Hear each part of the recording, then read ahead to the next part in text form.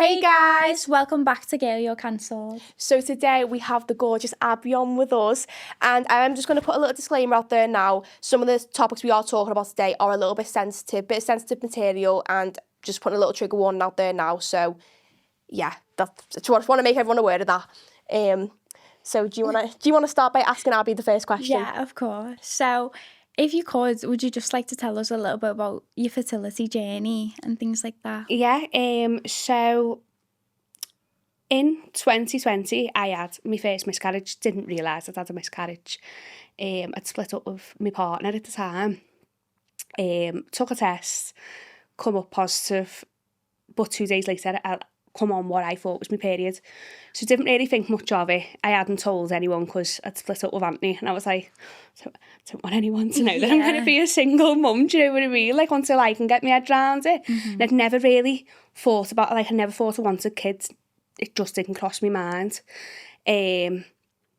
Got back with Anthony, and then in May 2021 got caught again. And I found out when I was in work. So took a test and I rang Anthony, and he put the phone down on me. I was telling you this, wasn't I? So he put the phone down on me, and I was like, oh, like, what am I going to do? Anyway, he rang me back about an hour later. He was like, I'm dead sorry. He was like, I was in the Armani shop, and he answered on my Apple Watch, and the whole shop heard. He was like, so I didn't know what to do, so just put the whole phone shop down. knows Abbie's pregnant. Yeah, and I was like, oh, all right, yeah, fair enough, I'll let you off. So we sort of started wrapping our head around the fact that we were going to have a child, because, again, it was just something that we'd both kind of said, we don't want. Yeah. Went to our 12-week scan and found out the baby had stopped growing at 8 weeks. I was hysterical. And I think that cemented in me how much I did actually want it. Yeah. A lot more than I thought I did. So it was a shock. It was you just ask a lot of questions. You kind of don't understand why it's happened to you. Like, at that time, I didn't really know many people. Well, it turns out I knew a lot of people that had been through miscarriages, but no one spoke about it. It was very, very strange. Then about 18 months later, we finally got pregnant again. Went to our 12-week scan, lost the baby at 8 weeks. So I was having to have surgeries to remove them. I'd had to take tablets to start the miscarriage. So when I was in the hospital, they were like, how many have you had? And I was like, I've had 2, but it could be 3. So he explained the situation with the first one, where I was like, oh, just come on my period, I've just had a false positive. And they were like, no, it probably is a miscarriage. And at the time, you had to have 3 miscarriages for them to investigate, which personally I think is disgusting. Yeah, it is. So they started to invest. So I had to wait 12 weeks till I got my appointments for investigations. Went for my first scan, found out I was pregnant, and they just put me on progesterone. Luckily, I had my daughter, and she's healthy, she's fabulous. And then I lost another 2 after her. First one I lost naturally on holiday. So that was an experience in itself, because I'd never lost naturally. Other than the one that was just like a period. So it was painful, but not as painful as I'd ever expected. It's very surreal to go through what is considered a normal miscarriage when you've only ever been through missed miscarriages. Yeah. What's I'm not really that educated on this type of stuff. What's the difference between a normal miscarriage and then a different type? What's the difference? So with what's perceived as a normal miscarriage, you'd start bleeding, you'd start cramping, you'd have symptoms of a miscarriage at least. With a missed miscarriage, you don't know until you get a scan. So and that's why they have to surgically. Yeah, so your body pretty much is holding on to this child because it doesn't know you've lost it. Oh my God. So you think everything's okay until you go for what's meant to be a gorgeous day, an experience, and something to celebrate, something to be able to announce to the world when you walk out the hospital, to your whole world comes crashing down.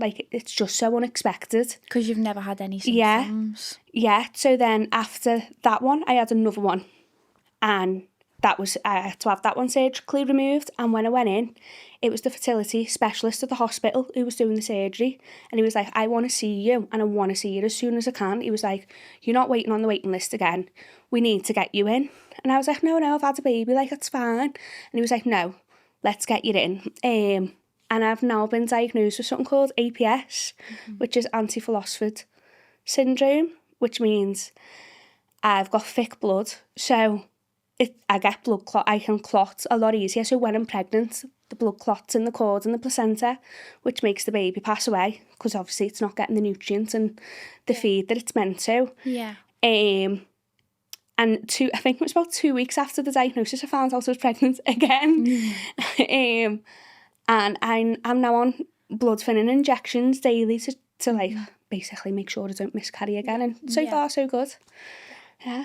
You said APS, that can cause like other issues, can't it? Yeah, so I am now more prone to things like a stroke, clot in the lungs, heart attack, which when I was going in for like fertility treatment and investigations, you don't expect to find out you've got this disease that actually it's not just your fertility that it affects. It could cause it could lead to death. Do you know what I mean? Yeah. When you look at it, it's not as scary as it sounds when you read into it.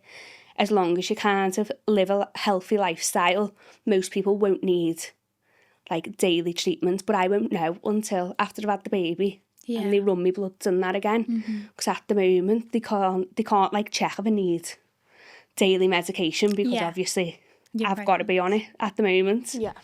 So yeah, it's a new life, but I don't think I've been able to like sit and get my head around it because it's like, well, I've got a pregnancy to focus on now. Yeah.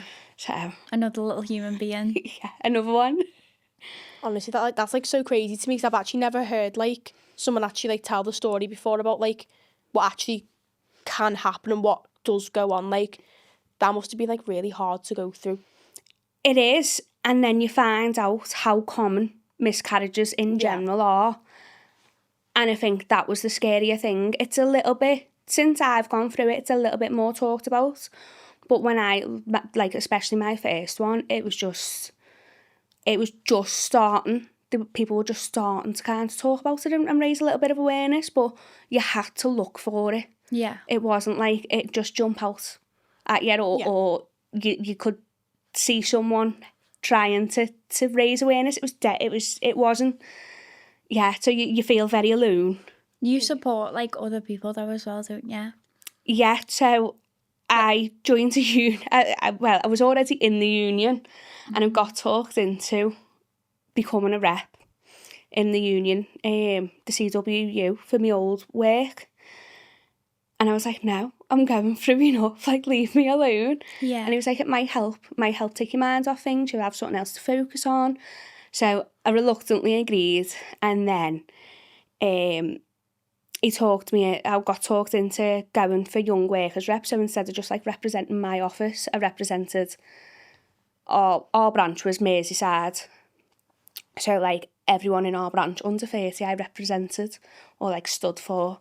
And when we went to conference, I stood up and supported a motion that basically asked for working parents of miscarriage at any stage, both mum and dad, or both mums, both dads, to get paid leave. Because when I lost my first, my partner didn't get paid leave, so the next day he was in work. So I was like at home, and because I had to have surgery, I was sent home for 8 days before the surgery. So it was like 8 days I was sat at home and I knew that the baby was still there, but they weren't grabbing. So it was like really hard, and like obviously my partner had to go to work. We needed money. Yeah. So it was something like when I seen that someone was kind of forward in that motion, it was like, no, I need to support this. You shouldn't have to choose like between like financial and emotional. No. Because you've got to, like, you need support to live. So what other choice have you got? 100%. And something I said as well is like, not just miscarriage, like some people are kind of forced into making the decision to have an abortion, and I'm pro-choice, mate. Yeah. Like, no matter what I've been through, I'm very pro-choice. And I think to make that decision is still got to be hard. You still need time to get over that emotional distress. you shouldn't have to, it shouldn't be labelled like, well, it was your choice, you get back to work. No. Yeah. No, not at all. No, people are forced into that decision. It's not an easy decision to make, I can imagine. I know, like, because, like, obviously I know you personally. I know that, like, we lost my little sister, Alea. Alea was a stillborn. And obviously you helped me and my mum through it. We always say, like, you had, like, flowers sent to the house and things like that. Yeah. And it's just, like, little things like that. Like, people wouldn't think to do that. No, my first one, I had, I think 3 people got me bunches of flowers. Someone else sent me bath bombs after that. Like, the next time I had one, and the next time, and the next time. Yeah. Nothing. And I'm not saying, like, you need it, but you when you get, like, the bunch of flowers or like, a box of chocolates or a card, you feel like people are hearing you, people are seeing you, people are there for you. And then when you go through it again and you don't get anything, it's like, do people not care now? It's because I've already had one. Does it not matter because I've had another one? So I think it's, like, obviously, like, because you understand things like that. So, like, you know exactly how it feels to, like, go through something like that. Yeah, and, like, I always say I was lucky in a respect that I didn't get far enough that I had to give birth to any of mine. And, like, my heart goes out to anyone, especially people that know, like, your mum. She's lovely, your mum. I love her. But, like, to see people go through that, I can sympathise, but I can't really empathise with that because I haven't been through that. I've been through similar, but not through that. Yeah.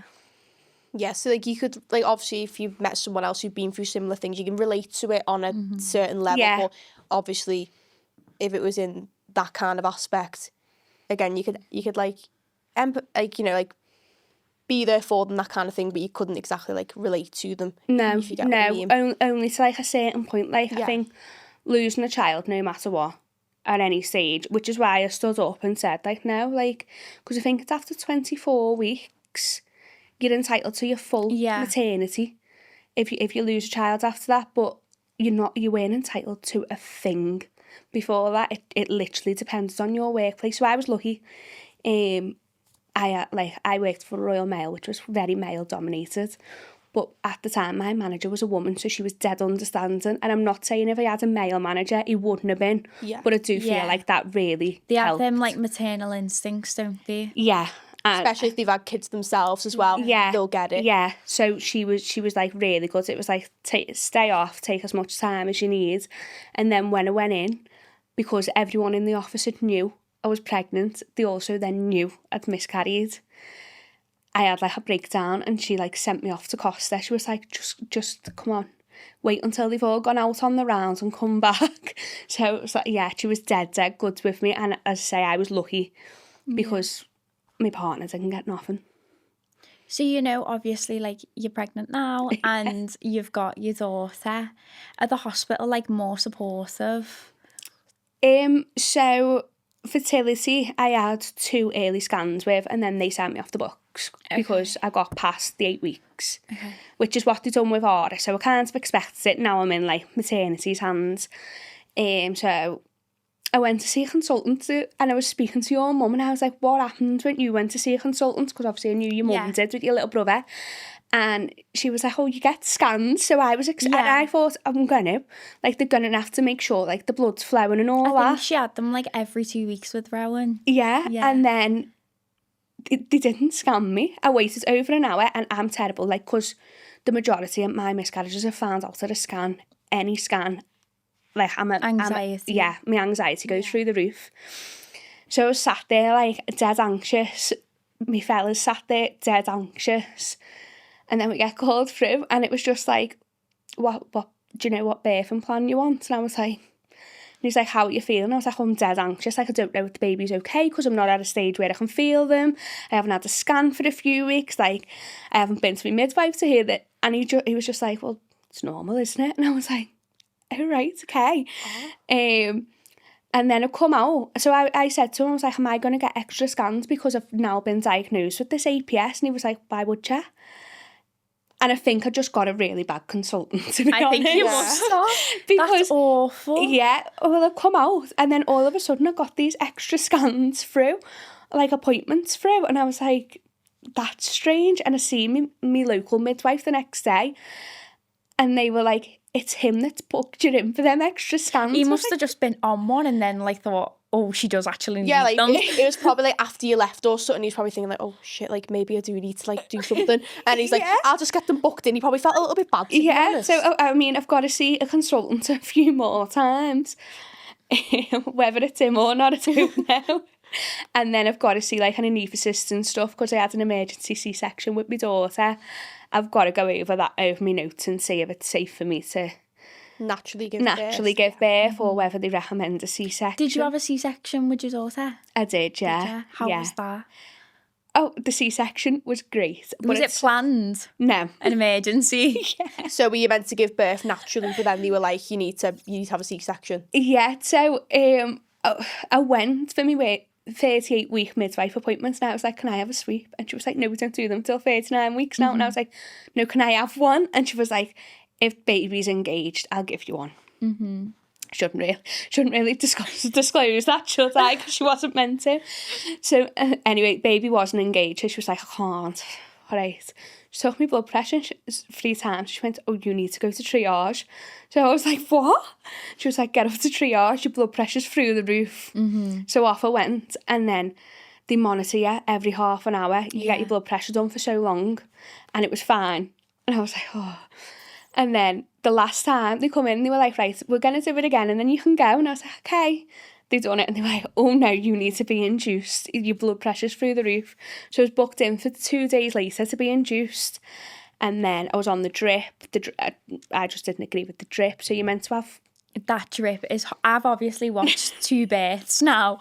I've watched Alea's and Rowan's, but Rowan was a C-section, but I watched Alea's birth. And when my mum was on that drip, she was in agony. It is horrendous. They say, like, it's I'm a bit bad lost. as well. What's the drip? Like, I'm a bit lost. So it makes your body contract. So instead of your body naturally going into labour, it's medically induced. But it can like overly do it to the point where you've got to have injections to take the like contractions down. Really? Because it's like that painful. So I didn't know this until I was in there, and I was like, why is this so bad? And she was like, and the midwife said to me, when you go into natural labour, your body releases a hormone which is like a natural pain relief. Sometimes you still need like extra pain relief, but your body does release a natural pain relief. When you're induced, your body doesn't do that because it doesn't know it's in labour. Can you not just get an epidural though when you're not? Well, I ended up with an epidural. I said to Auntie and my mum, I was like, do not let me get the epidural. And then every time they put the drip up, I was having 6 contractions in 10 minutes and you're only meant to have 4. So their advice is like, start the gas and air as your contractions start. But my contractions weren't stopping. So I was like, when am I meant to start and stop the gas and air? They tell you off as well, don't they? They proper tell you off. When my mum was having Rowan, they were like, take it out your mouth. I was like, she's in pain. No, it was. So my mum was like, take the next one. And I was like, no, because the next one was Pefadine, which is like an injection painkiller. And I'm terrible with painkillers. I can just about take a paracetamol. Oh, me too. I'm awful with them. Yeah. It's really bad. And I was like, no, I will be sick. So in the end, I was like, go on then. And they gave me it with an anti-sickness. Well, I just went pale. So then I couldn't take the gas and air because I felt so sick. So I was like, in the end, I was like, give me the epidural. And then they gave me it and I fell asleep. And I woke up and the midwives and that had gone they'd just gone and got a cup of tea, I think. Yeah. And my mum's an ex-paramedic and I just seen my mum run out the room. As I woke up and I was like, oh, that's a bit strange. But I was that high on drugs. I didn't even think. Didn't even know what was going on. Like, why is she running out the room? Where's my mum gone? Yeah, and then next minute, the crash team come in and the baby's heart rate had dropped. But so did your mum notice that then? Yeah, my mum knew, the machine started going off. But my mum knows how to, kind of read them. I wouldn't have a clue. Yeah. I mean, you hear the noise and you kind of know. But you hear the noise and you just, honestly, turn that I off. was that high on drugs. They're explaining to me, what's going to happen. And I'm just like, yeah. And, they're telling me, the baby's going to be tucked away. I might not see her. I might not hear her cry. And I'm like, yeah, whatever. It wasn't until I had her and she was fine. Did you go to sleep for your C-section? No, because I'd had the epidural. Oh. They could just swap it to the spinal. If I hadn't, I would have had to be put asleep. So it was dead lucky. Because your mum was put asleep, wasn't she? Yeah. So she, like, me mum basically didn't get to hold Rowan because she was, like, asleep, so she didn't get to, like, see him for, like, a couple of hours because she was put asleep because they tried to give her a spinal block and it failed. So then she had to be put asleep. Yeah. Oh, God. But at that time, like, you're just signing your life away, but I mean, I was that high. I didn't even, I was just, you could have put anything. I would have signed my life over to anyone. Like, honestly, you could have walked away with my house. Yeah. I was just like, yeah, sure, you want me to sign something? Yeah. You know what I always think about? So obviously, I was there when my mum gave birth to Alea, and I was there when she was in labour with Rome, but obviously she went asleep, so me and Latif couldn't be in the room. But when I know everything about my mum. Me and my mum are best mates, so I know everything about my mum. Yeah. And this anaesthetist is like asking me all these questions. I'm like, yeah, my mum's had asthma since this. She had an asthma attack then. And then he goes, can we cut a sports bra off there? And I'm thinking, this is my mum's favourite sports bra. Right, I kid you not. I said, yeah, just cut it off. So I'm like cutting it off with scissors because like they were doing it emergency. There was like 12 people in that room. They're like ragging her about like she's in agony. And they're just like whizzing her off. So I'm like cutting a sports bra off and the anaesthetist helping me and I'm like taking her earrings out. And then when she wakes up, she goes, where's my sports bra? And I was like, oh, Mum, we've had to cut it. And she still tells people to this day that I've cut off her favourite sports bra. Oh, my God. When the only thing that I got upset about was, so I'd bought Anthony St. Christopher and he never wore it. He wanted St. Teresa and I was like, get him a St. Christopher and I got him a St. Teresa to go on it. Yeah. And he never wore it, so I put it on when I found out I was pregnant with Aura. Now, I'm not religious at all, but I put this on, and obviously I had, everything went okay with the pregnancy, so I didn't want to take this off, proper tuck to this. Like it was like, this has emotionally protected me. attached to it. And because it's gone in for a C-section, I had to take it off. Well, I started cringing, and my mum's going, it's like a lucky charm, and I'm going, oh. So Anthony had to put it on. So he's going to have to put it on again if I have a C-section because I'm not going in without it.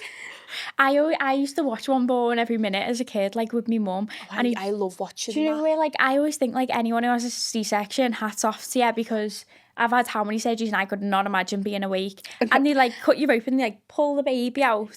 It's just tugging. It is so weird. You know, you don't feel it at all. Do you not? You feel, you can feel what they're doing, but there is not the slightest bit of pain. It is the most bizarre thing. Mm-hmm. But honestly, you're on that many drugs that you don't even really realise. Do you know what though? Like obviously on One Born every minute you see like obviously some women need to get C-sections. I think it looks so brutal. Like I know obviously you can't feel like of course not because if you felt that you'd probably die. The way but, you like pull. They pull you somewhere and they just like basically just rag the baby out. It's literally that's what they do. It's like because you got to do it quick. Like do you know what I mean? They can't like take the Yeah. but Before I went in to have Aura, my niece was sending me videos and she was like, have you seen what happens if you've got to have a C-section? Oh no. Like proper That's scared. my worst nightmare. Yeah, and I was like, thanks. But I wasn't scared, but I am now. it's dead weird because my scar's only about that big. Yeah. Really? Yeah. Some women's scars are like they probably go across the Apparently, thing. Yeah, so when you have an emergency, they're a little bit. Yeah, but when you have an emergency, they're a little bit obviously more like just to get the baby out. Yeah, just like kind of. So mine's not as neat as like some people's because it wasn't planned. Yeah. I'm hoping if I have to have a planned one this time, they can kind of sort my scar out. Yeah. A Can little you bit. pick what you want though? Like if obviously with like a birthing plan, don't really know what that is, but is that like what they say? Oh, do you want to do it natural or do you want a C-section? Like, do you get the pick? Yeah. Especially if you've already had a C-section. So Yeah.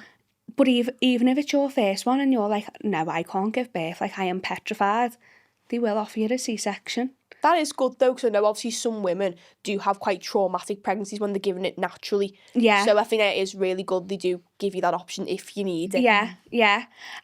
I was saying to someone, because it turns out Aura's caught her around the neck 3 times, and I was like, oh, she's so dramatic like me, because I'd never heard of 3 times. Yeah. I did once or twice. I was like, 3 times, are you sure? And I was like, why don't they scan you when you're in labour? And someone was saying, a midwife was saying to me, and I was just like, the baby can turn that much even while you're in labour, that the cord might not be around its neck until it's like ready to come out. Yeah. And I was like, okay, makes sense, because I was like, what? They'd know, if they scanned you, they'd know you need a C-section. Did they clip her head? Oh, yeah, she had a little scratch here Aw. when she come out, because they have to find somewhere where there's no hair, and I wouldn't mind, she didn't come out with, like, a dead thick head of hair, but, like, she had a little scratch for weeks. Do you know what? I said to the midwife when my mum was in labour, I was like, has he got hair? And she was like, no, he hasn't got hair. He came out with a full head of hair. She was like, he hasn't got hair. Well, they burst my waters, that, honest to God, like, your dignity goes out the window when you're in labour, but that was horrendous. They had me in the stirrups, my leg, like, my feet were by my ears. Even me fella, he went... Yeah. He wouldn't look. He was like, no. That's too much. Yeah. And, like, it's disgusting, but the amount of hands that go inside, yeah, it's Oh my God. it's insane. So they had to physically break my waters, and they said then, like, they were trying... Her head was, like, on the sack, so they look for somewhere where she's not, so they don't obviously clip her, kind of thing. And they were like, oh, we can feel the hair. And I was dead excited. I thought, oh, I'm going to be able to put pigtails in it when she comes out. She was basically bald. She had a little bit of hair, but not much. We're still waiting for it to grow. Oh, bless. Bless her. So, you said, like, about the union. Yeah. How did you end up getting into that? Because obviously I've seen it. You did an amazing speech. How did you get into, like, all of that side of things?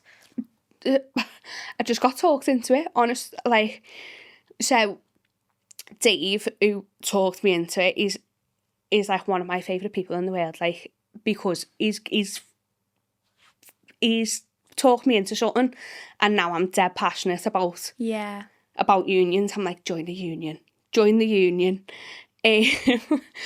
But, like, it just awoken a passion in me that I didn't think I'd ever have. Do you know what I mean? Like, I would fight for people, like, for rights that I believe people deserve, like mental health, and obviously women's, like, fertility and stuff is what I'd say is my biggest passion.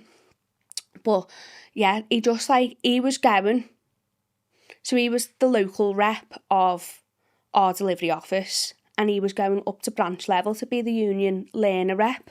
So he wasn't going to be in the delivery office because he was permanently released to the branch. And I don't know whether he just thought I was the only one stupid enough to do it or what, but he, like, talked me into running for it. So I ran against this other fella called, I can't even remember who it was, and somehow got voted in. And I was still a little bit like, I don't know whether I want to do this, because it is such a it's so thankless. You don't get paid any extra for it. Like, you are doing it because you want to do passionate. it. Like, yeah. So I was like, oh, I don't know whether I want to do this. Like, you get phone calls, like, for stupid stuff. And then, but then you'd also helped people who were in very vulnerable situations. And there was one lad who suffered really badly with his mental health, and I kind of ended up really close friends with him, just through helping him. Do you know what I mean? And then, as I say, they talked me into being the young workers rep, and because then I worked from the branch as well. I still worked from our office, but I worked from the branch once a week. We went down to a conference, and that's where, like, people stand up, and it's called Moving Emotion. So you'll stand up. So I think the first 2 days are, so the CWU, who I worked for, the communication workers. So we were, like, postal side, and then you'd have, like, telecommunications, which was, like, BT. So the first 2 days, I think it was like everyone together. And then the next 3 days, it was like Royal Mail and telecommunications. But the first 2 days, if I could be a little bit off here, but the first 2 days when you move motion, it's kind of to go to like the government, or, like, not just the head of, like, Royal Mail, to ask for stuff, basically, to be able to try and get, like, laws put in place rather than just, like, workplace agreements. Yeah. And that's when someone stood up. But we went down, it was in Bournemouth, we went down, And I was just taking it as a holiday. I was like, I've never been to Take your Bournemouth. trip away. Yeah, never been to Bournemouth. Gets me out. I don't have to deliver a letter while I'm down there. Great. And we got down there, and our branch secretary, which is like the head of the branch, so he's like your boss. He said to me, "I'm the telecoms young worker. I'm expecting you to stand up and talk." And I was like, "What?" So we were going through the motions, and like we were highlighting like which ones our branch were moving, like which ones we were going to the company with, and then like looking at ones we'd like to support. And that's when I come across the one for people who'd suffered miscarriages, parents of miscarriages. So I was there really to sort of support anything to do with young workers, but I was like, can I speak on this? Yeah. And he was like, yeah. And I kind of regretted it instantly. I was like, oh, am I going to be able to do this? Because it was still raw. It was about 6 months later, so it was still very raw. And I spent like 2 days doing this speech. And I asked like one of the other fellas, I was like, do you think this is okay? Because I'd never done one before, do you know what I mean? It's like in front of 2,000 people or something. Oh my God. Yeah. So I was like, I'm quite chatty, do you know what I mean? Like, I'm quite a confident person, but not in front of 2,000 people. I know, me too. About something like that. And I was like, it's like the fear of being put on the spot and then just talking absolute rubbish. Yeah. Like for my tea last night, I had him. Yeah. So the people who got up to like talk about what they wanted this law to be, they were talking about people. So I think someone who was in their office had lost a baby, and their partner also worked there, and I think she got time off and her partner never, so very similar to me. And there was about 4 people who wanted to go up and support this motion, so it was very supported anyway. But so you have to like put your hand up to say that you want to like speak on it, something like that. And luckily I got picked first because I was already sobbing listening. I think it was the nerves of the fact I knew I was going to speak on it, but like listening to a situation, knowing it was so similar. So I got up and I done my speech, cried through it. But I got a standing ovation at the end of it. Yeah. That must have felt so good after. Yeah, it was. Like, oh my God. My branch secretary was like, do you want a drink? And I was like, yeah, can I have a coffee bag? And he was like, you're not really meant to, but yeah. Like, honestly, after that speech, you can have it. Yeah, at the price of a pint in Bournemouth, honest to God. It's like £9 a pint, yeah. Honestly, if we went into a pub after one of the days and I bought 3 pints, like for me and two fellas, and I come up to like £21 or something daft. And this was like 5 years ago, so the price of a pint up here was about £2.60. And I went, it's a bit expensive. It cost me about £8 a room. And he went, I just had my water out the car. Yeah, and the fella went, go back home then. I would feel like he had a case on, then I will. So just getting a free copper bag off it was like worth it. And my mum was at home. It was like live on YouTube. My mum was at home and she missed it. So that's how I ended up with the recording. Like it's recorded anyway, but they got the recording to me like straight away. Yeah, please show me. Yeah, I need to see it. Oh, it's dead embarrassing, but I'm dead proud of it because I come away from that and I felt so powerful, and it just helped me so much to realise that to get over this, I'm going to have to fight for other people who have gone through similar. Yeah. The amount of strength you've shown is like so inspiring to other people, like even just personally, I think. But like, how do you cope with it like mentally? Because obviously like your fertility journey's been really hard, and like after everything you've been through, you're still sat here smiling, like, and you're supporting other people. Do you know what? I don't know. The first couple I didn't cope very well with. I was out every chance I could just to drink, just to like not like using drink to take my mind off it. I wouldn't say like I turned to drink, but I turned to like partying and being out with my friends. To like distract yourself. Yeah. Because when you're on a night out, so much is going on. Like, and I am a party girl. Like I love a night out. Yeah. I am terrible, honest to God. Like, I don't drink in the house. So if I want to drink, I've got to go out. Yeah. That's my excuse. I'm like, oh no, I can't drink in Well, the house. after my last night out, I am Doesn't never seem drinking. right I'm never drinking in the drinking again. I'm never drinking She again. says that every week. No, I mean it. You know, Beth, like, we'll get into it another time. I'm saying I'm never drinking again after the last time. It was disgusting. It was terrible. I'm scarred. Anywho, carry on. But yeah, then the second one, I kind of went to go down the same road, and Anthony walked out on me. He was like, I'm not putting up with this again. And I was like, oh. And all of a sudden, but like, I'd already done this speech and that, and I felt dead strong until you go through it again. Yeah. Yeah. And then you not get over it, but you get your head round it, you get your strength back, and then you go through it again. Yeah. And it's then, like a cycle. yeah. And like, after I had Aura, I never thought I'd go through it again, because I was like, well, I just need to be on progesterone. I just need that medication. Yeah.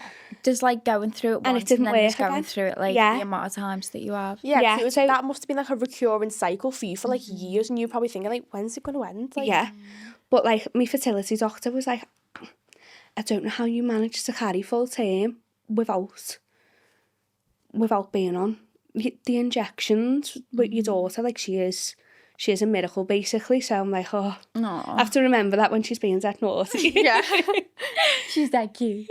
She is. She's cute, but she is also a handful at times. Like, the best handful, wouldn't change for the world. Of course, yeah. Done a lot to try and carry her and have her, like, You've and she'll be definitely reminded. turned- She's going to be reminded. Yeah. You've definitely turned like pain into power and things like that. And I think that's so like, it shows like the type of person you are. And it's so inspiring to everyone else. I don't know why. Like, I don't know how it happened, do you know what I mean? Because, I say, I think Dave, who dragged me into the union, Shout out to Dave. yeah, has a lot more to do with it than he'd ever think, or he wouldn't even take credit for, do you know what I mean? Yeah. But I think if I didn't find that and find somewhere to put my anger, like, into passion. You found your little place. Yeah. I don't know whether I'd ever have got to where I am. I'm not going to say I don't think I'd ever got over it, because I don't think you'd ever do. Yeah. You just learn to live with it. But I just don't think I would have ever really moved on with my life. And It's more just like navigating life after. yeah. And you've sort of got to just like sort of get on with it, or what you do. Otherwise, just sit there and mope. Yeah. Do you know what I mean? It's like when you lose Easier said someone, than done, though, isn't it? Like, oh, 100% it is. But I don't know. I went through a lot of, like, I lost a lot of people when I was young, and I think maybe because I just had to get on with it then. It's kind of an attitude I've adapted to. I don't know. But like, going through that, because you sort of like, why isn't my body doing what it's meant to? yeah. Yeah. It was very hard to accept that as a woman I couldn't carry a child. So like, people who don't have an answer to their issue and do have to go through the likes of IVF and that, like, hats off to them. Yeah. Honestly, like, me and Auntie looked at other options to go down, and we looked at a surrogate and it was 80 grand on average. Yeah. And I was like, I thought what do we it do? was, Do we sell the house? Do Do we sell the house? Oh my I God. thought a surrogate was like, it's just like out of your own good. I didn't know you had to pay. I thought that was only America. No.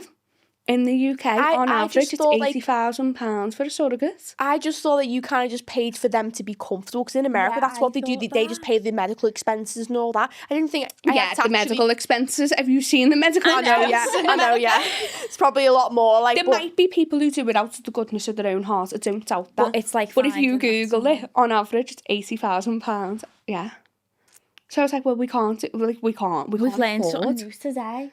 I've been saying to Watch, Mum, like, everyone will be commenting underneath this, like, she is chatting absolute wham. me and my mum always talk about it, because we were saying, she was like, would you ever be a surrogate? And I was like, do you know what, Mum, I think I would be. Like, But I didn't No, know that you've put people your body pay- through enough.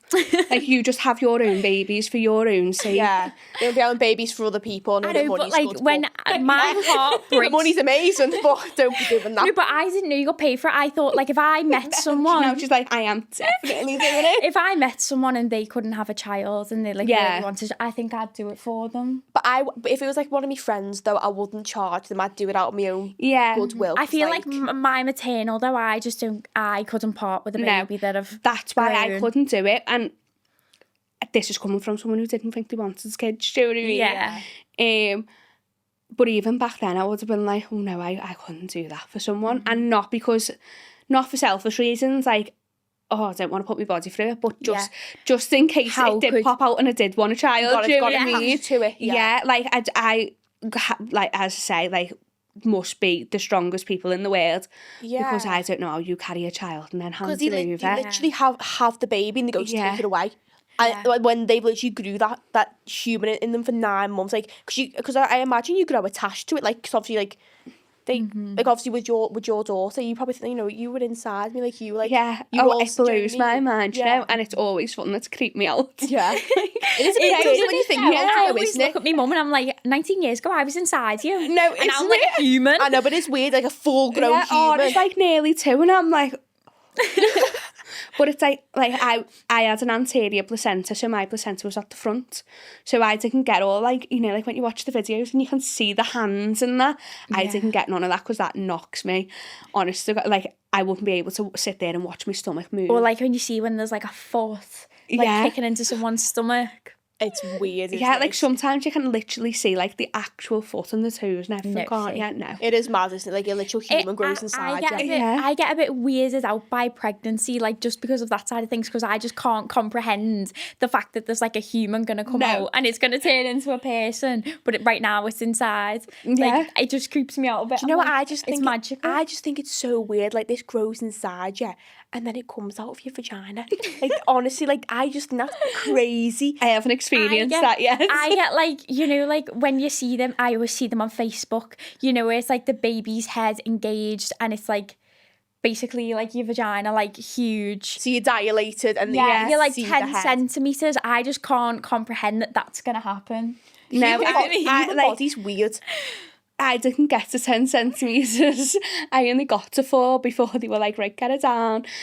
But like when you see the pictures of how, I'm like, it's just that open. Like it doesn't need stretching to that. It's just like that, like, isn't it it? just Like The body just naturally I'm like, how does are your that. hips going to cope with that? Like your pelvis? Oh, honestly. Do you know what though? Like, obviously some women have like really smooth births, don't they? Just slide out. But I'm thinking, like, imagine if like, 'cause some people have to like cut and everything, don't they? My mum got put with me. A episiotomy. So my mum's got 2 wombs. So dead rare, but she's got 2 wombs. So she was pregnant. Wow.